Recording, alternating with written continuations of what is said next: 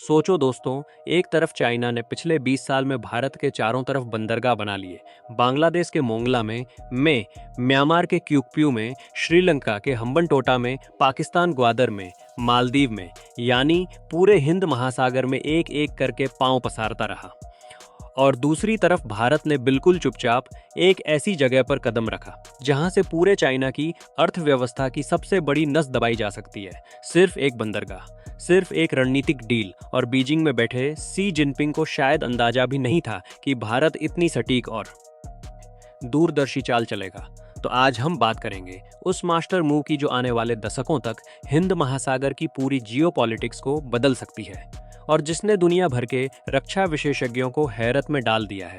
6 जुलाई 2025 को प्रधानमंत्री नरेंद्र मोदी 3 देशों की आधिकारिक यात्रा पर रवाना हुए, जिनमें से पहला पड़ाव था इंडोनेशिया।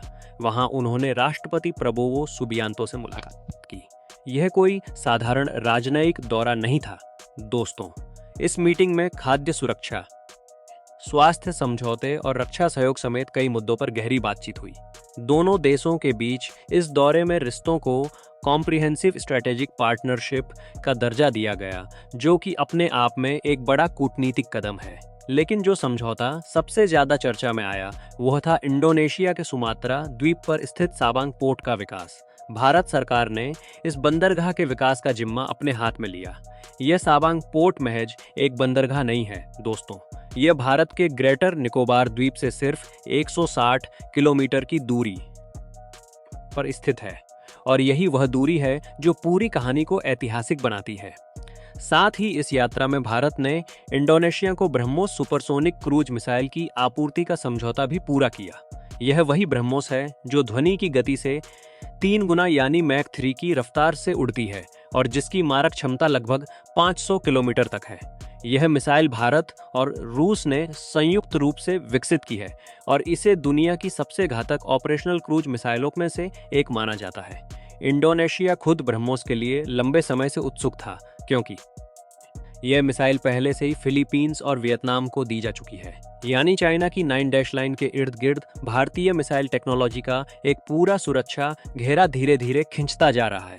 अब दोस्तों, यह समझना बेहद जरूरी है कि साबांग पोर्ट आखिर इतना अहम क्यों है।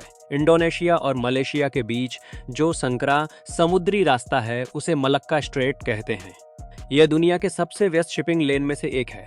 ग्लोबल ट्रेड की निगरानी करने वाली संस्था United Nations conference on trade and development आंकड़ों के मुताबिक दुनिया के कुल समुद्री व्यापार का लगभग 25 से 30% हिस्सा हर साल इसी मलक्का स्ट्रेट से गुजरता है, और चाइना के लिए यह और भी महत्वपूर्ण है। चाइना अपना लगभग 80% तेल आयात इसी रास्ते से करता है। मिडिल ईस्ट से आने वाला कच्चा तेल, अफ्रीका से आने वाला खनिज, यूरोप से आने वाला, यूरोप को जाने वाला माल, सब कुछ इसी स्ट्रेट से होकर गुजरता है। चाइना के राष्ट्रपति सी जिनपिंग ने खुद इस निर्भरता को मलक्का डायलेमा कहा है, यानी एक ऐसी कमजोरी जिसे वे पाटना चाहते हैं लेकिन अभी तक पाट नहीं पाए। और साबांग पोर्ट बिल्कुल उस मुहाने पर बैठा है जहां से यह पूरा समुद्री रास्ता शुरू होता है। जब भारतीय नौसेना इस बंदरगाह से ऑपरेट करेगी तो चाइना का एक एक जहाज भारत की निगाहों के सामने से गुजरेगा।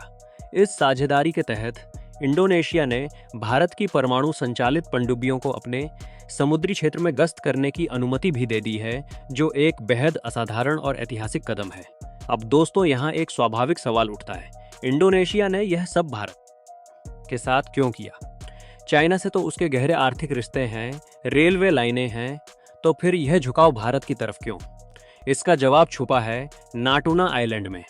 इंडोनेशिया का यह द्वीप उसकी अपनी मान्यता प्राप्त समुद्री सीमा में है, लेकिन चाइना की 9 गॉट, यह द्वीप उसकी 9 डैश लाइन इसे अपने दावे में समेट लेती है। इंडोनेशियन नेवी के आधिकारिक रिकॉर्ड के मुताबिक साल 2019 से लेकर 2024 के बीच चाइनीज कोस्ट गार्ड के जहाज कम से कम 15 बार नाटूना के पास घुसपैठ कर चुके हैं। इंडोनेशियन मछुआरों को हिरासत में लिया गया, उनकी नावें जब्त हुईं और कई मौकों पर फायरिंग की घटनाएं भी दर्ज हुई हैं।